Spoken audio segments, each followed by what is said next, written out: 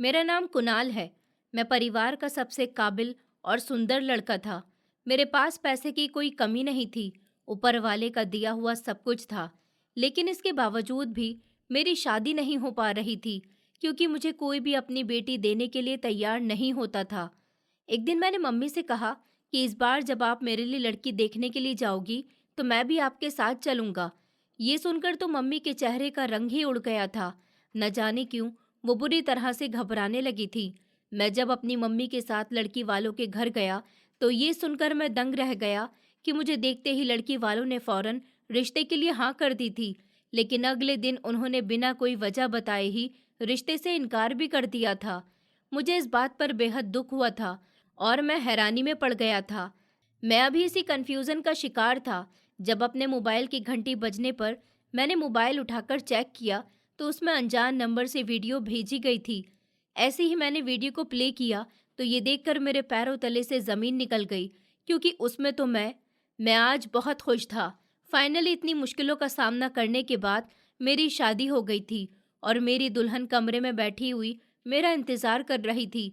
मैं अपनी पत्नी से मिलने के लिए बहुत ज़्यादा एक्साइटेड था और खुश था। सब लोग मुझे बधाइयाँ दे रहे थे। दोस्त कह रहे थे कि पार्टी दो, तुम्हारी शादी हो गई है। इस दुनिया में हर इंसान की शादी होती है, लेकिन मेरी शादी बड़ी मुश्किल से हुई थी। मेरा कहीं रिश्ता तय ही नहीं हो पा रहा था। हालांकि मुझ में कोई कमी भी नहीं थी। फिलहाल आज शादी हो गई थी और मैं अपनी पत्नी को विदा करवाकर अपने घर ले आया था। धीमे धीमे कदमों से मैं अपने कमरे में जाने के लिए बेताब हो रहा था, जब मम्मी ने मुझे रोक लिया और कहने लगी, बेटा, अपनी नई शादीशुदा जिंदगी की शुरुआत करो। उन्होंने गले लगाकर मुझे आशीर्वाद दिया।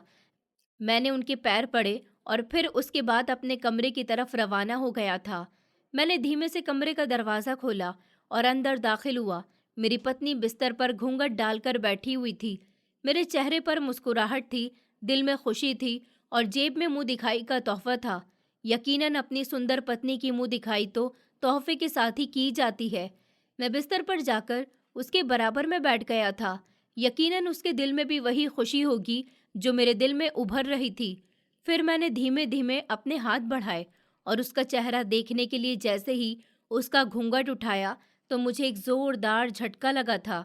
मैंने तो सोचा था कि मेरी पत्नी सुंदर होगी, मगर वो तो बेहद सांवली रंगत की थी और उसकी सांवली रंगत देखकर तो मैं बुरी तरह से उदास हो गया था। अपनी शादी की रात मुझे इतना बड़ा झटका मिला था कि मेरी सारी खुशियां मिट्टी में मिल गई थी। आखिरकार इतने समय के बाद मेरी शादी हो रही थी। मैंने तो सोचा था कि मेरी पत्नी मेरी उम्मीद से भी ज़्यादा सुंदर होगी, मगर इतना इंतज़ार करने के बाद भी मुझे ये फल मिला था। मेरी पत्नी का नाम राशि था। राशि की रंगत देखकर मेरा दिल एकदम से बुझ गया था। मुझे ऐसा लगा जैसे मेरे भाग्य में राशि की सांवली रंगत फैल गई है और उसके रंग की तरह ही मेरा भाग्य भी काला हो गया। कहते हैं ना कि जब इंसान ज्यादा ही खुश होता है, तब उसकी खुशियों को नजर जरूर लगती है।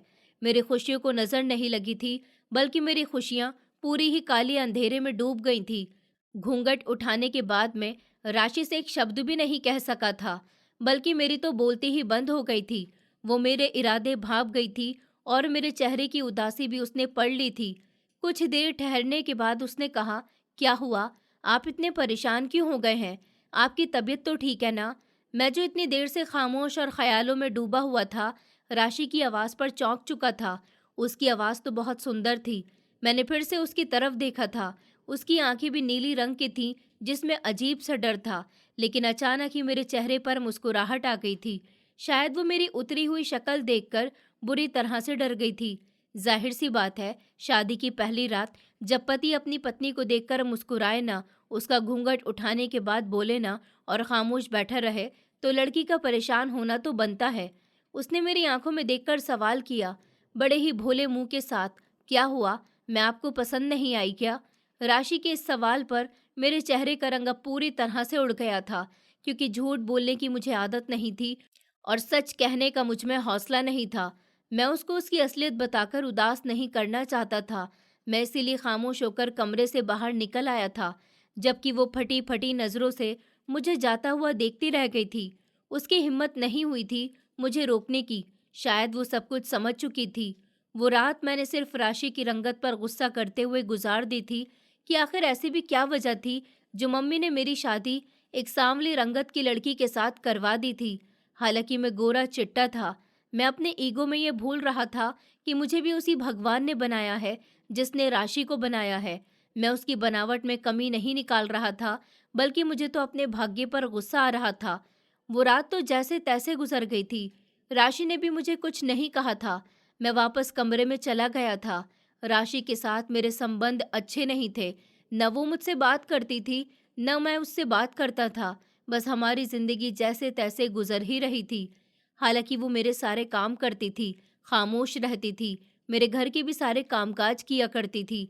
मुझसे उसने कभी कोई शिकायत नहीं की थी। हम दोनों की शादी को कई दिन गुजर गए थे और फिर एक दिन जैसे ही मैं ऑफिस से आने के बाद कमरे में गया, तो सामने का नज़ारा देखकर मेरे पैरों तले से ज़मीन निकल गई थी। क्योंकि राशि अपने हाथों को जलन तो हमेशा इंसान को निगल जाती है। ये सिर्फ मैंने किताबों में पढ़ा था और जलन करने वाले सिर्फ अपने ही होते हैं, ऐसा बस सुना था।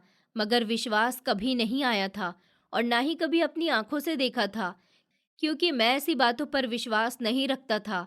मैं एक प्रैक्टिकल लाइफ गुजार रहा था, हमेशा अपने काम से काम रखता था और अपनी लाइफ में बिजी रहता था।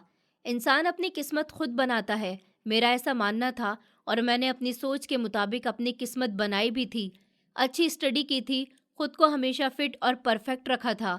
हर कोई मेरी तारीफ करता था, हर कोई मेरे गुण गाता था, क्योंकि मैं अपने पूरे खानदान में सबसे काबिल और पढ़ा लिखा था और बहुत ही ज़्यादा हैंडसम भी था। मगर हैरानी की बात तो ये थी कि इतनी अच्छी एजुकेशन और बेइंतहा स्मार्ट होने के बाद भी मैं 40 साल की उम्र का हो गया था, मगर अभी तक कुंवारा था। मेरे साथ के सभी लड़कों की शादी हो चुकी थी, बल्कि वो तो अब 2-3 बच्चों के पिता भी बन चुके थे और शादी के बाद उनका अच्छा भविष्य भी बन गया था। और मैं अभी भी कुंवारा था और ऐसी लड़की की तलाश में था जो मेरे कदम के साथ कदम मिलाकर चलती। मगर न जाने किस्मत सच में मुझसे नाराज हो चुकी थी या फिर मेरा भाग्य ही खराब था। शायद यही वजह थी जो हर दूसरे तीसरे दिन रिश्ता आने के बावजूद भी बिना किसी वजह से इनकार हो जाता था। ये सब मेरे लिए आसान तो नहीं था। एक ऐसा लड़का जिसने अपने परिवार में सिर्फ कामयाबी ही देखी थी, उसे हर कोई इनकार कर जाता था। ये बात मुझे क्या, किसी को भी कुछ हजम नहीं होती थी।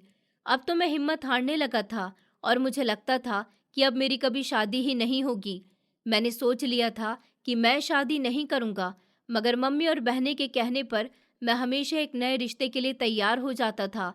मेरी मम्मी हमेशा मुझे हौसला दिया करती थी और कहती थी कि बेटा, तुम फिक्र मत करो, देखना तुम्हारी पत्नी ऐसी होगी जिसे सब देखते रह जाएंगे।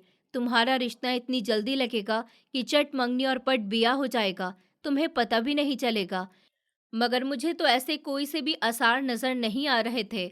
मम्मी तो यही कहती थी कि उनके बेटे के भाग्य में कोई राजकुमारी है जो इतना समय लग रहा है और एक न एक दिन वो मेरे बेटे को मिलकर ही रहेगी, जिसकी वजह से मेरी पूरी जिंदगी बदल जाएगी।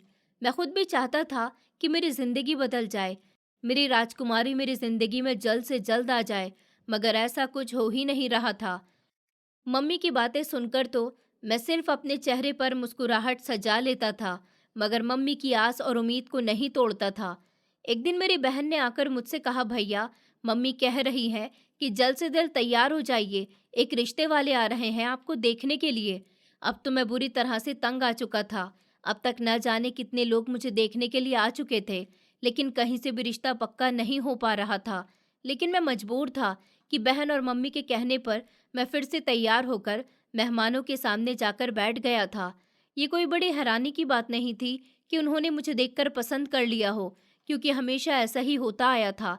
लड़की वाले जब मुझे देखने के लिए आते थे, मेरी नौकरी भी उन्हें पसंद आती थी, मेरा घर भी उन्हें पसंद आता था, और सबसे बड़ी बात तो सबसे ज़्यादा पसंद वो लोग मुझे करते थे।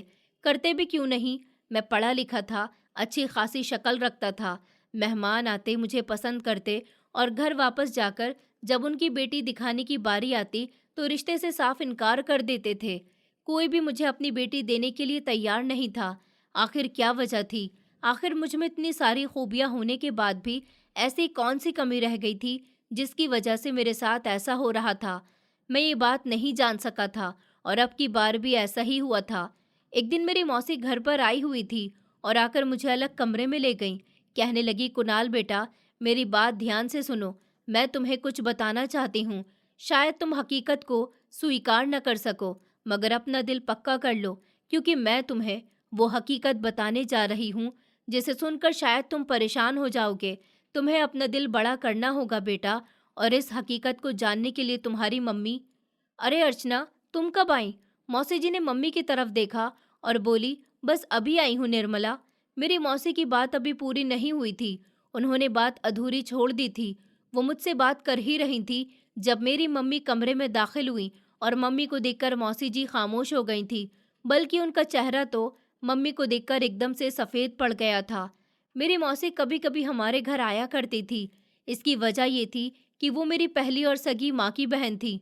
मेरी मम्मी मेरी दूसरी माँ थी, और मेरी दूसरी मम्मी ने कभी भी मेरी मौसी जी की खातिरदारी में कोई कमी नहीं छोड़ी थी। मम्मी में कोई कमी नहीं थी, भले ही वो मेरे पापा की दूसरी पत्नी थी, लेकिन हमेशा उन्होंने मुझे सगी माँ से भी बढ़कर प्यार दिया था। लेकिन न जाने क्या वजह थी, जो मौसी जी हमारे घर पर आती ही नहीं थी। जब मैं 10 साल का था, तब मेरी सगी माँ मुझे इस दुनिया में अकेला छोड़कर चली गई थी। माँ और पापा ने मुझे हॉस्टल में दाखिल करवाया हुआ था। उनका मानना था कि मैं अच्छा पढ़ लिख जाऊंगा, उनका नाम रोशन करूंगा और अपने माता पिता से दूर रहूंगा, तो मुझ में काबिलियत आएगी। और ऐसा ही हुआ था। और फिर एक दिन ऐसा हुआ था कि मुझे पता चला कि मेरी माँ इस दुनिया में नहीं है। वजह क्या थी, ये तो मैं नहीं जानता था, क्योंकि मैं तो पहले से ही हॉस्टल में था। हालांकि अपनी माँ की मौत का सुनकर मुझे बेहद दुख हुआ था। मैं कुछ नहीं जानता था कि उनकी मौत कैसे हुई थी। बस इतना जानता था कि मैंने कुछ ही पल में अपनी सारी दुनिया उजाड़ दी थी। मगर कुछ ही महीने गुजरे थे जब मेरे पापा मेरी माँ की ही फ्रेंड निर्मला आंटी से शादी करके उन्हें अपने घर में ले आए थे। उन्होंने आते ही मुझे बेहद प्यार किया था और कहा था कि बेटा, मैं तुमसे वादा करती हूँ, मैं तुम्हारे साथ ममता में कोई कमी नहीं छोड़ूंगी। हमेशा तुम्हें अपने सीने से लगाकर रखूंगी। उनका व्यवहार मेरे साथ बहुत अच्छा होता था। मैं भी उनसे काफ़ी अट्रैक्ट हो गया था और धीरे धीरे अपनी माँ को भूल गया था। उन्होंने मुझे घर भी वापस बुला लिया था। वो पापा से कहा करती थी कि कोई ज़रूरत नहीं है कुणाल को हॉस्टल भेजने की, ये अब हमारे साथ रहेगा और मैं इसका बहुत ख्याल रखूंगी। हॉस्टल में रह रहकर ये कहीं बीमार ना पड़ जाए, और जिन बच्चों को पढ़ना होता है वो घर पर रहकर भी पढ़ लिया करते हैं। मेरी दूसरी माँ ने मेरा बहुत ख्याल रखा था। वो मेरे लिए सबसे अच्छी साबित हुई थी और मेरी बहुत तरफदारी भी किया करती थी। कई बार उन्होंने मुझे पापा से बचाया भी था। जब कभी मुझसे कोई गलती हो जाती थी तो पापा मुझे डांट दिया करते थे। मम्मी पापा से इस बात पर नाराज हो जाती थी कि उन्होंने मुझे क्यों डांटा है। मैं अब मम्मी का बहुत लाडला हो गया था। वो कहीं से भी मेरी सौतेली माँ नहीं लगती थी। मगर मेरी सगी मौसी न जाने क्यों उनसे इतनी नफरत करती थी। मैं कभी ये बात जान ही नहीं पाया था, और जब कभी मैं मौसी जी से ये बात पूछता था तो वो खामोश रह जाती थी, क्योंकि मुझे भी अच्छा नहीं लगता था। मेरी मम्मी इतनी अच्छी थी और वो उनके साथ हमेशा नफरत से पेश आती थी। आखिर मैं जानना चाहता था कि क्या वजह है, क्यों मौसी हमेशा मम्मी से नाराज रहती हैं, जबकि मम्मी तो मेरी मौसी जी की सगी बहन नहीं थी, फिर भी उनकी बहुत इज्जत किया करती थी। मम्मी और पापा की एक बेटी भी हुई थी, रचना। वो भी मेरी बहुत प्यारी बहन है और मुझसे बहुत प्यार करती है। मम्मी ने कभी उसे ये नहीं बताया कि मैं उसका सौतेला भाई हूँ, बल्कि वो मुझे अपना सगा बड़ा भाई ही मानती है, और मैं भी उसके साथ हमेशा बड़े भाई की तरह ही व्यवहार करता हूँ। समय ऐसे ही गुजरता गया था। आज फिर मेरे लिए एक रिश्ता घर पर आया था। मैं बहुत उदास था और मायूस भी हो चुका था, और फिर मेरी उम्र भी बढ़ती जा रही थी। रचना मुझसे उम्र में पूरे 12 साल छोटी थी। वो भी अब 28 की हो चुकी थी। अब मुझ में कुछ शादी के नाम पर दिलचस्पी भी खत्म होती जा रही थी। मैं हमेशा चिड़चिड़ा सा रहने लगा था। जब मम्मी ने मुझे जाकर बताया कि बेटा, जो रिश्ता तुम्हारे लिए आया है वो लड़की बहुत सुंदर है और पढ़ी लिखी भी है, और सबसे इंटरेस्टिंग बात तो यह है कि वो लड़की बहुत कम उम्र की है। मैंने मम्मी से कहा था कि क्या आपने पहले इन लोगों को मेरी तस्वीर दिखाई है? क्या मैं इन लोगों को पसंद आ गया हूँ? मेरी मम्मी तो मेरी बलाएं लेने लगी थी और कहने लगी कि अरे बेटा, तुम उदास क्यों होते हो? मेरा बेटा तो लाखों में एक है। ये लोगों की ही नज़रें हैं जो ख़राब हैं, जो मेरे बेटे को पसंद नहीं करती। मगर मैं मम्मी की बात से बिल्कुल भी इम्प्रेस नहीं होता था, क्योंकि ऐसा तो कभी हुआ ही नहीं था कि मैं लोगों को पसंद ना आऊं। मैं हमेशा सबको पसंद आ जाता था। लड़की वाले भी मुझे पसंद करके चले जाते थे। कभी ऐसा नहीं हुआ था कि मेरी शक्ल और सूरत या फिर पढ़ाई को रद्द किया गया हो। मगर एक बात मेरी आज तक समझ में नहीं आई थी कि जैसे ही लड़की वाले हमारे घर से अपने घर जाते थे, तो न जाने उन लोगों को क्या हो जाता था, जो मुझे पसंद करने के बावजूद भी शादी के लिए इनकार कर देते थे। मैंने मम्मी से कहा था कि मम्मी, इस बार मैं खुद आपके साथ लड़की वालों के घर चलूंगा, खुद अपना रिश्ता देखूंगा। अगर मुझे लड़की पसंद आई तो मैं फिर इस रिश्ते के लिए राजी हो जाऊंगा और रिश्ता देख लूंगा। आपके साथ में लड़की वालों के घर जाऊंगा। मेरी बात सुनकर मम्मी एकदम से हैरान हुई थी और कहने लगी कि नहीं बेटा, ये सब ठीक नहीं लगता। अब हर कोई तो अपनी बेटी को तुम्हारे सामने नहीं करेगा ना। मगर मैं तो इस बार जिद पर अड़ गया था और मम्मी को मेरी बात माननी ही पड़ गई थी। मगर न जाने क्यों मम्मी के चेहरे का रंग उड़ा हुआ था। जब मैंने उनको परेशान होते हुए देखा तो पूछ ही लिया, मम्मी क्या हुआ है, आप इतना परेशान क्यों हो गई हो मेरी बात पर। उन्होंने घबराते हुए कहा कि नहीं नहीं बेटा, ऐसी कोई बात नहीं है, मैं कहाँ परेशान हो रही हूँ। मम्मी ने एकदम गड़बड़ाते हुए कहा था। मैंने कहा, अच्छा तो फिर आप इतनी घबराई हुई क्यों लग रही हो, जैसे आपकी कोई चोरी पकड़ी जाने लगी हो। मम्मी ने कहा, कुणाल बेटा, ये तुम कैसी बातें कर रहे हो। लगता है तुम्हारी मौसी जो आज घर पर आई थी, उसने फिर तुम्हारा दिमाग खराब कर दिया है। वो आती ही इसी काम के लिए है। लेकिन ऐसा तो कुछ भी नहीं था। मैं मम्मी का चेहरा हैरानी से देख रहा था, क्योंकि मैं तो ये बात मजाक में कर रहा था। ऐसा कुछ भी नहीं था। मौसी तो मुझे कुछ भी कहकर नहीं गई थी। मैंने कहा, मम्मी, मौसी मुझे भला क्यों आपके खिलाफ भड़काने लगी। लेकिन मेरे दिल में एक अजीब सी हलचल मच गई थी कि आज से पहले तो मम्मी ने मुझसे इस अंदाज में कभी बात नहीं की थी। मगर मैं खामोश हो गया था और ये सोचने लगा था कि हो सकता है कि मुझे ही कुछ समझने में गलती लग रही हो। लेकिन न जाने क्यों मेरा दिमाग उलझा उलझा हुआ सा था। मैं खानदान का सबसे काबिल और सुंदर लड़का था। पैसे की भी मेरे पास कोई कमी नहीं थी। लेकिन इसके बावजूद भी कोई भी मुझे लड़की देने के लिए तैयार नहीं होता था। एक दिन मम्मी से मैंने लड़की वालों के यहाँ साथ चलने की जिद की, तो भले ही उनके चेहरे का रंग उड़ गया था, लेकिन मैं इस बात पर सुकून से हो गया था कि कम से कम लड़की वालों ने मुझे सामने से देख लिया है। अब कोई बात बाकी नहीं रहेगी। मगर न जाने क्यों मम्मी को एक अजीब सी बेचैनी थी, एक अजीब सी हलचल थी। उनकी परेशानी देखते हुए मैंने फिर से उनसे सवाल किया था, मम्मी आखिर क्या बात है, आपकी तबीयत तो ठीक है ना, आप इतना बेचैन क्यों लग रही हैं? क्या आप इस रिश्ते से खुश नहीं हैं? कि आपको लड़की पसंद नहीं आई है? मैं ये बातें मम्मी से जानना चाहता था, जबकि मैं खुद भी ये जानता था कि लड़की तो बहुत सुंदर थी और पढ़ी लिखी थी, मुझे भी पसंद आ गई थी और उसके परिवार वालों ने भी मुझे पसंद कर लिया था। मम्मी का इनकार अब बिल्कुल भी जायज़ नहीं था, मगर मैं मम्मी की कंडीशन जानना चाहता था। मम्मी कहने लगी कि नहीं नहीं बेटा, ऐसी तो कोई बात नहीं है, मुझे लड़की बहुत पसंद है, लड़की सुंदर भी बहुत है और तुम्हारे साथ बहुत अच्छी लगेगी।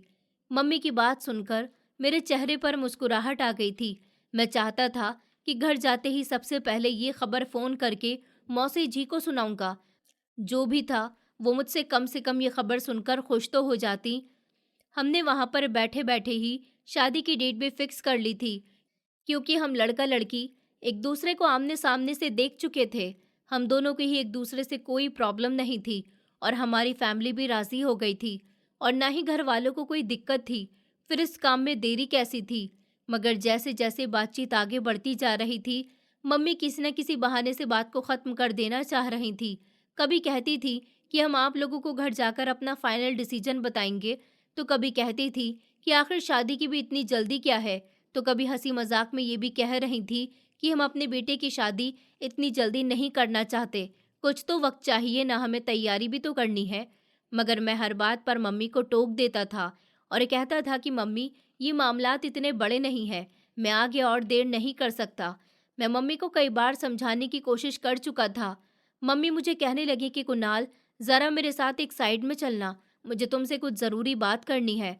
मैं मम्मी की बात सुनकर हैरान रह गया था कि आखिर ये कौन सी बात है जो उन्हें अभी और लड़की वालों के घर में ही करनी ज़रूरी है। हम लोग घर जाकर भी तो बात कर सकते थे ना। मैं मम्मी के साथ उनकी बात पर एक तरफ चला तो गया था। मम्मी कहने लगी कि कुणाल, तुम्हारा दिमाग तो ठीक है, ये यहाँ पर तुम किस तरह की बातें कर रहे हो? दोनों परिवारों को कुछ वक्त तो दो सोचने समझने के लिए, तभी तो तुम्हारी शादी का फैसला होगा ना। और फिर इतनी जल्दी क्या है? लड़की वालों को टाइम चाहिए होता है, दहेज के लिए, शादी हॉल के लिए। उनके भी अपनी बेटी को लेकर कुछ सपने होते हैं। बेटी की कुछ ख्वाहिशें पूरी करने के लिए उन्हें भी तो हमें कुछ समय देना चाहिए ना। उन्हें भी तो खरीदारी करनी होती है, 100 काम होते हैं, और हमें भी तो तैयारी करनी होगी ना। तुम्हें इन चीज़ों का कुछ नहीं पता है, इसलिए तुम इस मामले में मत बोलो। ये बड़ों के मामले हैं और बड़ों पर ही छोड़ देने चाहिए। तुम्हें तो बस शादी करनी है ना, तुम्हें इन चीज़ों का कुछ नहीं पता। मगर मैं तो जिद पर अड़ गया था। मैंने मम्मी से कहा था कि मम्मी, मैं कुछ भी नहीं जानता, बस आज ही शादी की डेट फिक्स होनी चाहिए। मम्मी तो अपना सर पकड़कर बैठ गई थी, मगर उन्हें मेरी जिद के आगे घुटने टेकने पड़ गए थे। उन्होंने लड़की वालों से बात की तो उन्हें कोई एतराज़ नहीं था। उन्होंने पहली बार में ही रिश्ता पक्का कर दिया था, क्योंकि वो लोग पैसे के मामले में हमसे ज़्यादा अमीर थे। मैं बहुत खुश था और बेफिक्र भी था। घर आया तो सबसे पहले मैंने मौसी जी को फ़ोन किया था और उन्हें सब कुछ बता दिया था। मेरी बात सुनकर वो भी काफ़ी हैरान हुई थी और कहने लगी, कुणाल, क्या सच में तुम्हारी माँ को सच में ये रिश्ता पसंद है? तभी अचानक मेरे मुंह से निकल गया कि मम्मी तो इस रिश्ते को अभी और टालना चाह रही थी। वो तो मेरी जिद में इसके आगे उन्हें घुटने टेकने पड़ गए। तभी मेरी मौसी ऊंची ऊंची आवाज में हंसने लगी और कहने लगी कि मैं जानती थी कि तुम्हारी माँ एकदम से कैसे रिश्ते पर राजी हो गई, लेकिन फिलहाल तुम्हें बहुत बहुत बधाई हो। ऊपर वाला तुम्हें बहुत खुश रखे और तुम्हारी माँ को सब्र दे। मौसी जी के शब्द और उनका लहजा एक दूसरे का साथ नहीं दे रहे थे। उनके लहजे में एक ताना था जो मैं कभी समझ ही नहीं सका।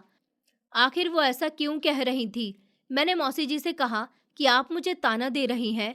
तभी वो कहने लगीं कि नहीं नहीं, बस तुम कुछ देर इंतज़ार करो, फिर देखना हकीकत खुद तुम्हारे सामने आ जाएगी। शायद अभी तुम्हारी आजमाइश और बाकी है।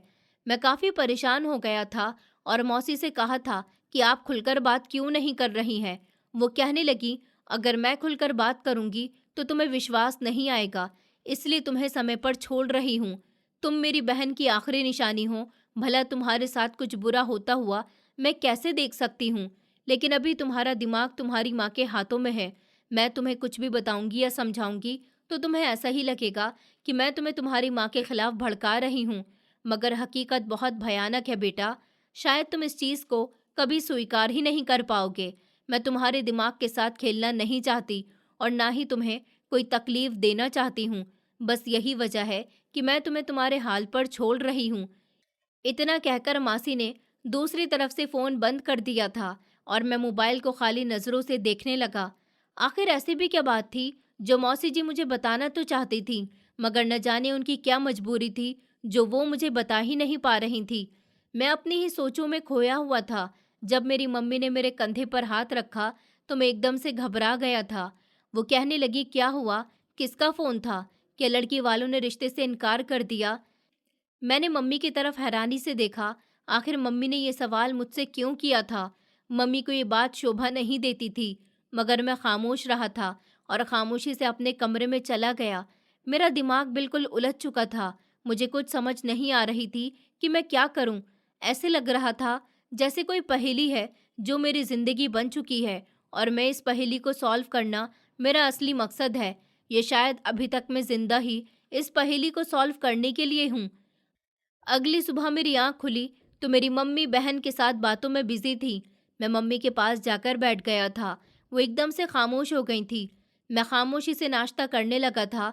तभी मेरी नज़र मेरी बहन पर पड़ी, जो आंखों ही आंखों में एक दूसरे से इशारे के जरिए बातें कर रही थी।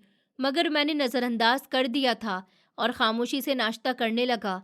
कुछ देर के बाद मम्मी ने अपना गला साफ किया और कहने लगी कि मुझे तुमसे कुछ बात करनी है। मैंने नाश्ता करते हुए हाँ में सर हिला दिया था और उन्हें बात करने की इजाज़त दी थी। मम्मी कहने लगी कि रिश्ते वालों ने इनकार कर दिया है। तभी मेरे गले में निवाला अटक गया था और मैं ज़ोर ज़ोर से खांसने लगा। बहन ने जल्दी से पानी का गिलास पकड़ाया तो मुझे कुछ होश आया था। मैं विश्वास न करते हुए मम्मी की तरफ देख रहा था, जो बेफिक्र थी। उनके चेहरे पर किसी भी तरह की कोई परेशानी नहीं थी, न ही कोई फिक्र थी। मैंने आंखों को जोर से बंद कर लिया था और कहा, अब आखिर उन लोगों को क्या परेशानी है इस रिश्ते से? उन्होंने क्यों इनकार कर दिया? कल तक तो सभी राजी थे। मैंने मम्मी को कुछ अजीब नज़रों से देखा तो मम्मी एकदम से घबरा गई थी और कहने लगी कि बेटा, मुझे क्या पता। मैं नहीं जानती कि उन्होंने ऐसा क्यों किया। उन्होंने मुझे कोई वजह नहीं बताई। बस एकदम से कहने लगे कि हमें ये रिश्ता नहीं करना। मैं तो तुम्हें पहले से ही कह रही थी कि उन्हें सोचने समझने के लिए कुछ टाइम दो, मगर तुमने ही मेरी बात नहीं सुनी। बेटी वालों को टाइम चाहिए होता है। मगर मैं जानता था कि बात ये नहीं है। आखिर क्या वजह थी जो रिश्ते से इनकार हुआ था? सही बात क्या थी? मैं वजह जानना चाहता था। कल तक तो सब कुछ ठीक था, लेकिन अगले ही दिन उन्होंने बिना कोई वजह बताए इनकार करके मुझे हैरानी में डाल दिया था। अभी मैं इस कन्फ्यूज़न का शिकार था जब मेरे मोबाइल की घंटी बजने पर मैं उठा था। मोबाइल उठाकर चेक किया तो अनजान नंबर से वीडियो भेजी गई थी। मैंने इस वीडियो को इग्नोर किया और फिर उठकर कमरे में चला गया था। मेरे दिमाग में बहुत तेज़ दर्द हो रहा था। मुझे कुछ समझ ही नहीं आ रहा था कि आखिर क्या वजह हो सकती है इस रिश्ते से इनकार की।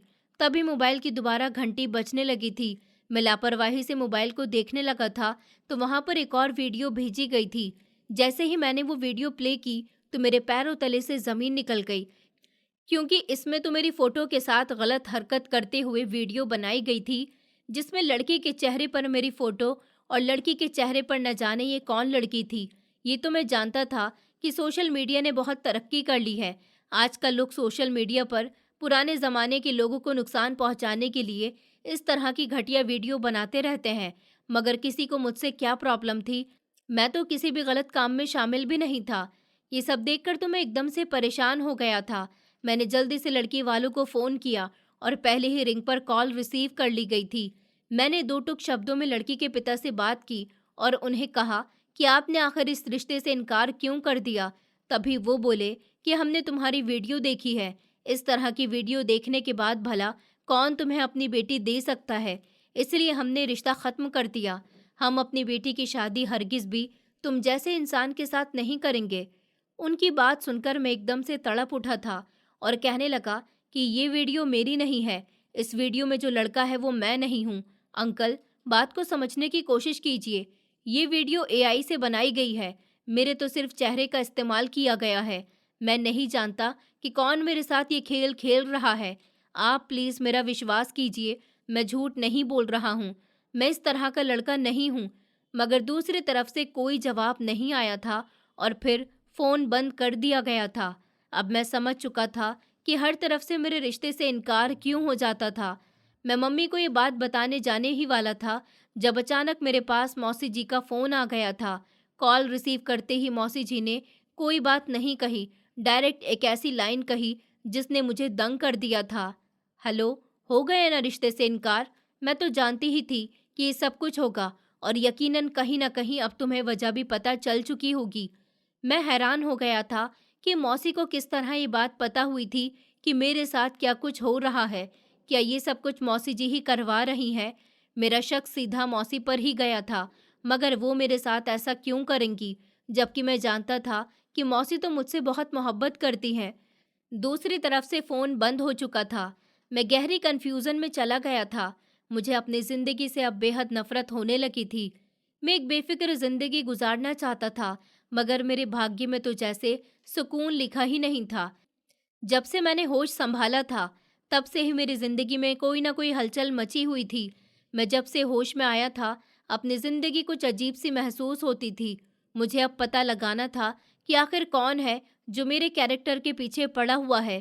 कौन है जो चाहता है कि मुझे कभी इज़्ज़त न मिले? और कौन है जो चाहता है कि मेरा घर न बसे? क्या किसी को मेरी जायदाद चाहिए थी या मेरी पढ़ाई, मेरी सुंदरता से किसी को कोई प्रॉब्लम थी? भला किसी गैर को मुझसे क्या लेना देना था? ज़रूर कोई अपना ही है जो ये सब कुछ कर रहा था, जिन्होंने मेरा जीना दुश्वार किया हुआ था। मुझे अब अपनी मौसी जी से नफ़रत होने लगी थी। शायद उन्होंने ही ये सब कुछ किया था, इसलिए क्योंकि मैंने उनकी बताई हुई लड़की से शादी करने से इनकार कर दिया था। वो मेरी इकलौती रिश्तेदार थी, मेरी सगी माँ की बहन थी, इसलिए चाहती थी कि मेरी शादी उनकी मर्ज़ी के मुताबिक हो।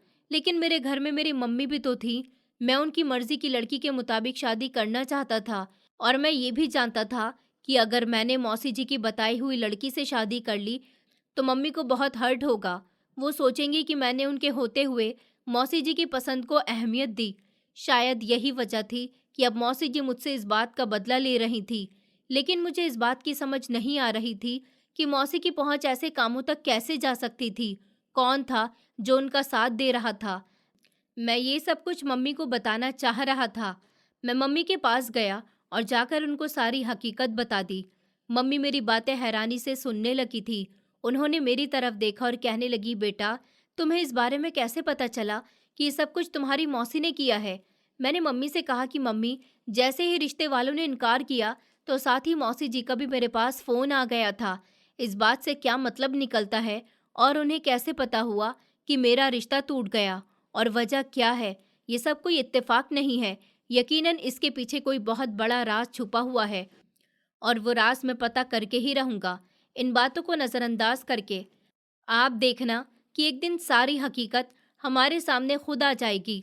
ये बात तो मौसी भी कहती हैं। अब मैं किसकी बात पर विश्वास करूं? मैं सब कुछ नज़रअंदाज करके कमरे में चला गया था। तभी मुझे अपने दोस्त का ख्याल आया था जो इन कामों में शामिल था। मैंने अपने दोस्त को फ़ोन किया और उससे कहा कि मुझे जानना है कि ये सब काम कैसे होते हैं। तभी मेरे दोस्त ने बताया कि इस काम में बहुत पैसे लगते हैं, लाखों के हिसाब से। ये कुछ हज़ारों रुपए की बात नहीं है। ये बात तो मैं अच्छे से जानता था कि मौसी इतनी अमीर नहीं थी, फिर भला कैसे वो ये सब काम करवा रही थी। दिन इसी तरह से गुजरते जा रहे थे और फिर एक दिन मम्मी मेरे पास मुस्कुराती हुई आईं। उनके हाथ में मिठाई का डब्बा था।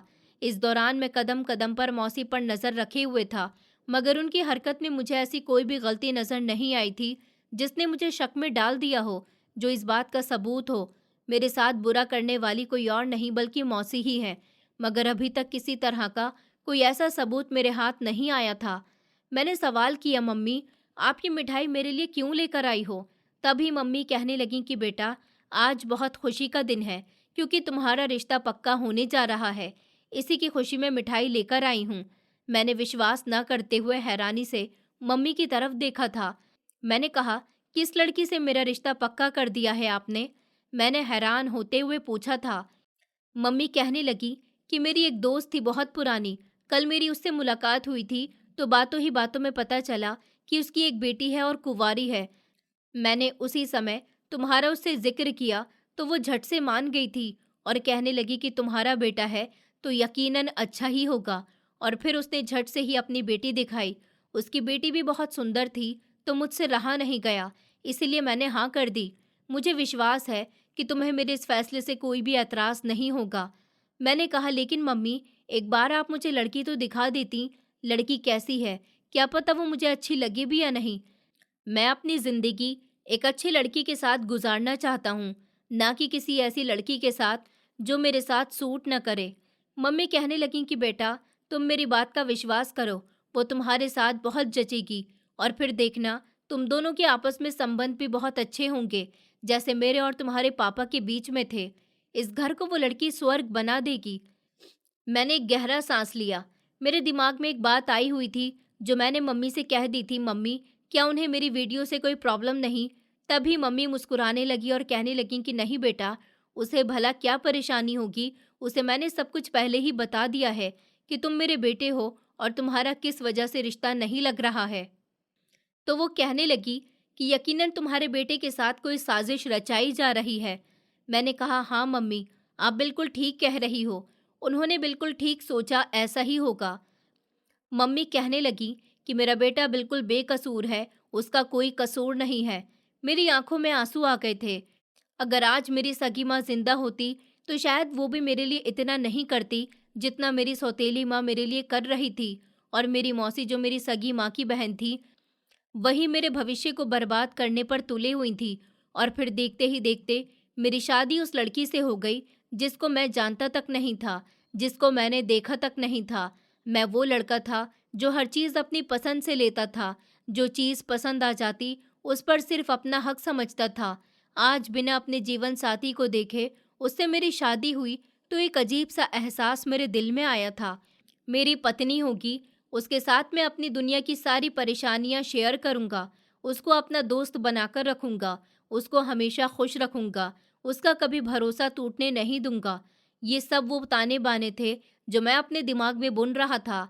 तभी दुल्हन आ गई का शोर उठा तो फौरन मेरी नज़र सामने से आती हुई सुंदर से कपड़ों में सजी हुई लड़की पर पड़ी थी। मगर ये क्या था? उसने पुराने जमाने की तरह अपने चेहरे को घूंघट से ढका हुआ था। मम्मी जी मेरे साथ खड़ी मुस्कुरा रही थी। मैंने उनका हाथ मजबूती से पकड़ लिया और कहा कि मम्मी, इसने अपना चेहरे पर घूंघट क्यों किया हुआ है? आजकल तो कोई भी लड़की घूंघट नहीं करती। मेरे दिल में एक अजीब सी कंफ्यूजन थी। आखिर क्यों आज के दौर में तो लड़कियां ऐसा नहीं करती हैं? क्या इसको किसी चीज का कोई शौक नहीं था? बहुत से सवाल मेरे दिमाग में जन्म ले रहे थे। तभी मुझे पता नहीं चला कि कब वो मेरे बराबर में आकर बैठ गई थी। होश तो मुझे उस समय आया था जब मम्मी ने मुझे हिलाया था और कहा था कि बेटा, रस्म शुरू करो। मैं मम्मी की तरफ देखने लगा। मेरा दिमाग बिल्कुल भी काम नहीं कर रहा था। इधर उधर के ख्याल मेरे दिमाग में घूम रहे थे।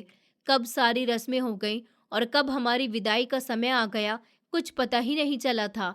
मम्मी ने कहा, चलो बेटा, दुल्हन को गाड़ी में बिठाओ, हम दूसरी गाड़ी में आते हैं।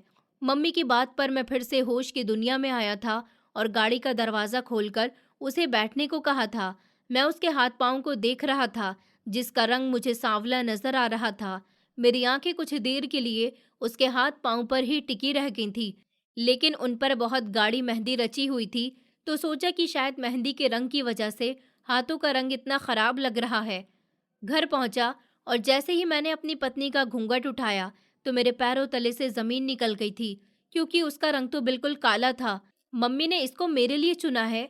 मैं कुछ देर के लिए सांस भी नहीं ले सका था और फिर उसे कमरे में अकेला छोड़कर कमरे से बाहर निकल गया था। कुछ दिन ऐसे ही गुजर गए थे। मैं राशि को वक्त नहीं दे पाता था। वो कोई बात कहती तो मैं उसे बेरुखी से जवाब देता था। वो कई बार मुझसे इस बात की शिकायत भी कर चुकी थी, मगर मैं उसकी किसी बात पर ध्यान नहीं देता था।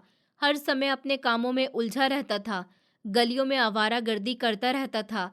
शादी के बाद तो मेरी जिंदगी जैसे नर्क ही बन गई थी।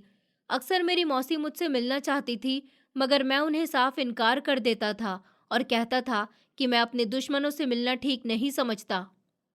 मौसी जी मेरी बात पर हमेशा हंसती थी और कहती थी कि एक दिन ऐसा आएगा जब तुम्हें हकीकत का पता चलेगा कि जिस सांप को हमेशा तुम पालते रहे वही तुम्हारी आस्तीन का सांप निकला।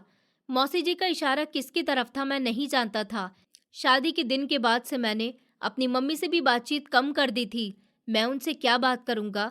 शायद उन्होंने मेरे लिए बेहतर ही सोचा था, मगर मुझे वो लड़की बिल्कुल भी पसंद नहीं थी। अपने जीवन साथी के रूप में तो बिल्कुल भी नहीं। मगर शायद मैं भगवान से कुछ ज्यादा ही दूर था और उसकी तरफ से की गई कृपा को नहीं समझ रहा था। उसने मुझे वफादार पत्नी दी थी, लेकिन मुझे इससे कोई फर्क नहीं पड़ता था। एक दिन मैं घर में दाखिल हुआ था। वहां हर तरफ सन्नाटा छाया हुआ था। मम्मी और बहनें न जाने कहाँ गई हुई थी। तभी मैं कमरे में गया तो मेरी पत्नी सामने खड़ी अपने हाथों को क्रीम मल रही थी। उसे देखकर तो मेरे पैरों तले से जमीन निकल गई थी। ये सोचते हुए कि मेरी पत्नी मुझे सुंदर दिखाने के लिए ये हथकंडे आजमाने लग गई है। क्या मैंने उसका इतना ही दिल दुखाया था? मैंने अपनी पत्नी से कहा कि इस समय तुम क्या कर रही हो? तो जैसे ही उसने मेरी तरफ देखा, उसकी आंखों को देखकर मैं परेशान हो गया था, क्योंकि उसकी आंखें तो लाल अंगारा जैसी हो गई थी। शायद वो काफी देर से रो रही थी। मैंने कहा, ये सब तुम क्या कर रही हो और ये सब तुम्हें किसने करने के लिए कहा है? वो बोली, मम्मी, मम्मी जी ने कहा है कि अगर मुझे इस घर में रहना है तो मुझे अपना रंग गोरा करना होगा। मैंने विश्वास ना करते हुए अपनी पत्नी की तरफ देखा। क्या सच में ऐसा तो नहीं हो सकता? मम्मी जी ऐसा क्यों कहेंगी? तुम इतना झूठ क्यों बोल रही हो? उसने कहा कि नहीं, मैं सच कह रही हूँ, मम्मी जी ने ऐसा ही कहा है। मैंने कहा कि मम्मी जी ऐसा नहीं कह सकती, क्योंकि वो तो मैं खुद पसंद करके लेकर आई थी। मेरी बात पर वो और भी परेशान हो गई थी और जल्दी से दरवाजे के बाहर देखने लगी। वहां पर किसी को ना पाकर उसने जल्दी से दरवाज़ा बंद कर दिया और मेरे आगे हाथ जोड़ने लगी और कहने लगी कि भगवान के लिए, मैं आपकी पत्नी हूँ, मेरी इज्जत बचा लीजिए, मेरी इज्जत खतरे में है। मैंने अपनी आंखें छोटी करके अपनी पत्नी की तरफ देखा और कहा, ये तुम कैसी बातें कर रही हो? क्या हो गया है तुम्हें? तुम्हारी तबीयत तो ठीक है ना? तभी वो फूट फूट कर रोने लगी और कहने लगी, आपकी मम्मी एक नागिन औरत है, वो हम सबको डस लेंगी। उन्होंने मेरी शादी आपसे इसीलिए करवाई है ताकि वो आपकी सारी जायदाद अपने नाम करवा सके और मुझे गलत काम करवाकर वो पैसा कमा सके। जैसी वो आपकी अभी उसके शब्द उसके मुंह से भी नहीं निकले थे, तभी झटके से दरवाज़ा खुला।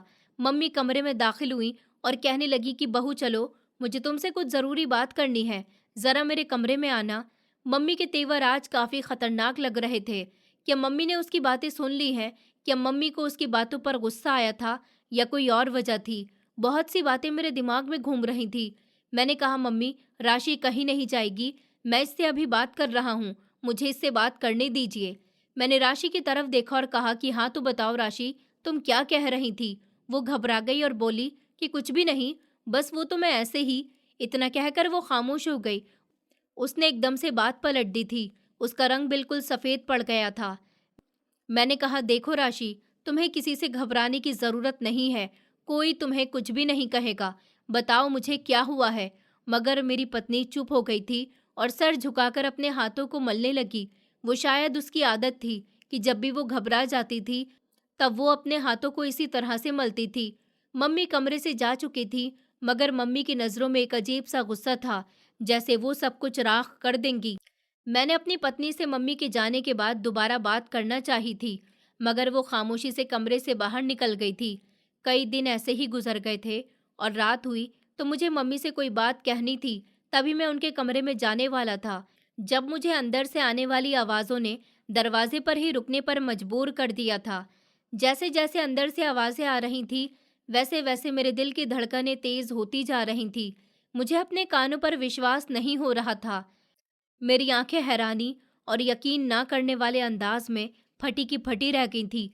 मेरे चेहरे पर नन्ही नन्ही बूंदें पसीने की बहने लगी थी। नहीं, ऐसा नहीं हो सकता, ये मुमकिन नहीं है। मम्मी मेरे साथ ऐसा कैसे कर सकती हैं? वो कह रही थी, ये तुम कमरे के अंदर क्या बकवास कर रही थी राशि?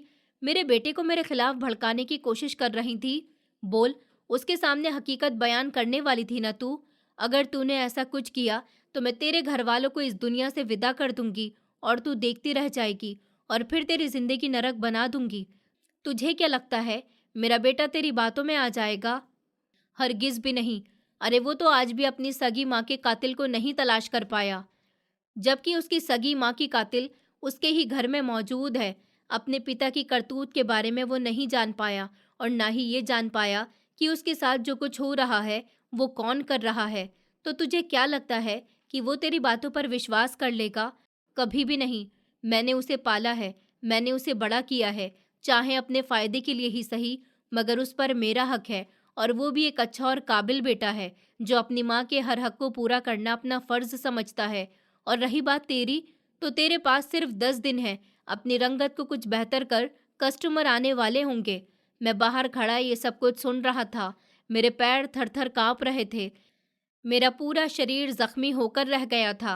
मुझे ऐसा लग रहा था जैसे मेरा सांस बिल्कुल बंद हो जाएगा। मैं भागता हुआ बाहर लॉन में पहुंचा था।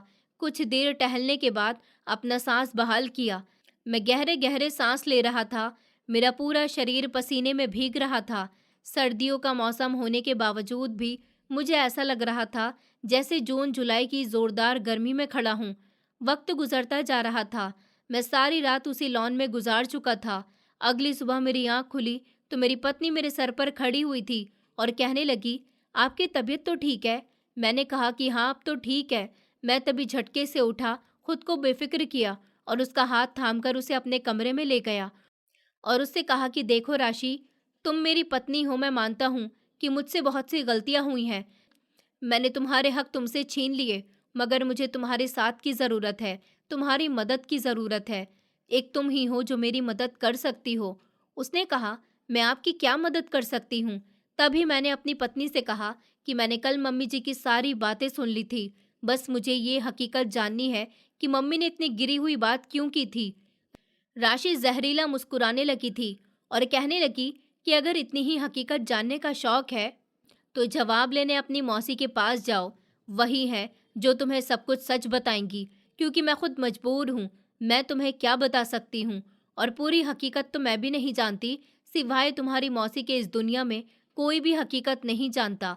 लेकिन अफसोस कि वो भी अस्पताल में एडमिट है और शायद अपनी ज़िंदगी की आखिरी सांसें ले रही हैं। इसके पीछे भी तुम्हारी मम्मी ही है। फिलहाल तुम्हारे पास बहुत कम टाइम है। इससे पहले कि तुम इस आखिरी गवाह से भी हाथ धो बैठो, इसलिए जाओ और जाकर अपनी जिंदगी की असली हकीकत जान लो। मैंने कहा, मौसी बीमार थी और मुझे पता ही नहीं चला। राशि बोली, नहीं, वो बीमार नहीं थी, मगर तुम्हारी मम्मी ने उन्हें दुनिया से भेजने का पूरा बंदोबस्त कर लिया था, तभी वो इस हालत में पहुंची हैं। मैं जल्दी से अस्पताल पहुंचा तो मेरी मौसी आखिरी सांसों पर थी। मैं जल्दी से अपनी मौसी के पास गया, कहने लगा, नहीं मौसी, आप मुझे ऐसे छोड़कर कहीं नहीं जा सकती। आपको मुझे सारी हकीकत बतानी होगी। मौसी, जो बिल्कुल खामोश थी, बिल्कुल चुप थी, उन्होंने एकदम से मेरी तरफ देखा और बहुत धीमी आवाज में मुझसे बात करने लगी कि मजबूरन मुझे उनके होठों के पास अपने कान करने पड़े थे। उन्होंने कहा, तुम्हारी मम्मी ही तुम्हारी सगी माँ की कातिल हैं। तुम्हारी मम्मी ने तुम्हारी सगी माँ को मार डाला। तुम्हारे पिता से शादी करने के लालच में वो शैतान बन गई और तुम्हारे पिताजी तुम्हारी माँ के प्यार में दीवाने हो चुके थे। तुम्हारे पिता ने, जो अपनी पहली पत्नी को मरता हुआ छोड़कर उस औरत के पास चला गया जो तुम्हारे घर में रह रही है, और उसके साथ शादी कर ली। अभी तो तुम्हारी माँ की चिता की आग भी ठंडी नहीं हुई थी। ये सब कुछ उस औरत की साजिश की वजह से हुआ था, क्योंकि तुम्हारी सौतेली माँ एक लालची औरत है। ना तो वो किसी की खुशी देखकर खुशी महसूस कर सकती है और ना ही किसी को कामयाब देखकर। और फिर वो औरत तुम्हारे दिमाग के साथ खेलती रही, तुम्हारे पैसे पर अय्याशी करती रही और तुम्हारे पैसे के जरिए ही तुम्हें बदनाम करती रही। वो तुम्हारी किसी अच्छी लड़की के साथ शादी नहीं करवाना चाहती थी। उसे ऐसा लगता था कि अगर कोई अच्छी और सुंदर लड़की तुम्हारी जिंदगी में आ गई तो तुम उसे भूल जाओगे और फिर अपनी पत्नी के साथ बिजी हो जाओगे। और फिर वो जो इतने समय से तुम्हारी परवरिश सिर्फ तुम्हारा पैसा खाने के लिए कर रही थी, वो कैसे हासिल कर सकेगी? वक्त का काम है गुजरना, वो गुजर ही जाता है। देख लो, मैंने कहा था ना कि ऐसी ऐसी सच्चाइयां तुम्हारे सामने आएंगी कि तुम सामना नहीं कर पाओगे। तुम्हारी सौतेली माँ की हकीकत जो तुम्हारे सामने आई है, वो एक न एक दिन होना ही था। इस पर अफसोस करने से बेहतर है कि अब तुम आगे अपनी जिंदगी बेहतर गुजारो। तुम्हारी जिंदगी में जो औरत आई है वो पवित्र है, सुंदर नहीं है, मगर वो तुम्हारे साथ वफादार है। उसकी इज्जत तुम्हारी इज्जत है, इसलिए बेहतर यही है कि तुम उसकी इज्जत बचाओ, ना कि गुजरे हुए पर अफसोस करो। ये समय अफसोस करने का नहीं है, ठंडे दिमाग से काम लेने का है। मौसी जी की बातें सुन सुनकर मेरा दिमाग फटा जा रहा था। शायद मैं कभी मौसी जी की बातों पर विश्वास न करता अगर मैं मम्मी की बातें खुद न सुनकर आता। मेरी सगी माँ की कातिल मेरी सौतेली माँ थी। मेरे साथ जो कुछ भी हो रहा था वो मेरे ही पैसों से करवाया जा रहा था, क्योंकि आज तक मैंने अपने पैसों का हिसाब किताब कभी अपनी सौतेली माँ से लिया ही नहीं था। हमेशा उनको ही हर चीज़ का हिसाब देता था। वो कभी मेरे पास ज़्यादा पैसे नहीं रहने देती थी। उनका कहना था कि तुम फिजूल खर्ची करोगे और अपनी मेहनत की कमाई बर्बाद कर दोगे। मगर मैं नहीं जानता था कि मेरी मेहनत की कमाई के साथ ही मुझे बर्बाद किया जा रहा है। मगर अब मैंने सोच लिया था कि अब कुछ भी करके मैं इस औरत को बर्बाद कर दूंगा। मैंने पुलिस का सहारा लिया और अपनी सौतेली माँ की इस हकीकत को सबके सामने लेकर आया था। मुझे एक और भयानक सच देखने को मिला था कि मेरी सौतेली माँ दूसरी औरतों को मर्दों के आगे बेचा करती है और अब वो मेरी पत्नी के साथ भी यही सब कुछ करने वाली थी। लेकिन ऊपर वाले की कृपा है कि मैंने अपनी पत्नी को बचा लिया था। उनके इस काम में उनकी बेटियां भी शामिल थी। उनको भी पुलिस ने हिरासत में ले लिया था। मेरी सौतेली माँ और उनकी बेटियों को उम्र कैद की सजा हुई थी और भारी जुर्माना भी अदा करना पड़ा था। मैं अपनी पत्नी के साथ शुरू में खुश तो नहीं था, मगर अब बहुत खुश भी हूँ और बेफिक्र भी हूँ। जिंदगी में हर चीज़ नहीं मिलती। ये सब कुछ मुझे बहुत देर से मिला, मगर ऊपर वाले की कृपा है कि अपनी जिंदगी में ही मुझे एक सीख जरूर मिल गई। कुछ न कुछ कमी तो हर जगह ही रह जाती है। कभी कभी हमें अपने भाग्य से लड़ना पड़ता है और कभी कभी भाग्य हमारे आगे थाली में हर चीज़ परोस कर देता है। मुझे राशि जैसी पत्नी एक तोहफे में मिली थी। वो मासूम ज़रूर थी, मगर अक्लमंद भी थी। आज उसकी बदौलत ही मैं खुलकर ज़िंदगी गुजार रहा हूँ। अच्छी और समझदार पत्नी एक मर्द की सबसे बड़ी दौलत होती है। मौसी तो इस दुनिया को छोड़कर चली गई क्योंकि मेरी सौतेली माँ ने उनका एक्सीडेंट करवाया था। उन्होंने अपनी बेटियों को भी वही सब कुछ सिखाया था जो वो खुद ही किया करती थी। आज वो जेल में अपने कर्मों की सज़ा भुगत रही हैं और मैं अपनी पत्नी के साथ बहुत खुश हूँ। दोस्तों, उम्मीद करती हूँ आपको हमारी कहानी पसंद आई होगी। कहानी पसंद आई है तो वीडियो को लाइक करें, चैनल पर नए हैं तो चैनल को सब्सक्राइब करें और हाँ, नोटिफिकेशन बेल को ज़रूर दबाएं ताकि अगली अपडेट सबसे पहले आपको मिले।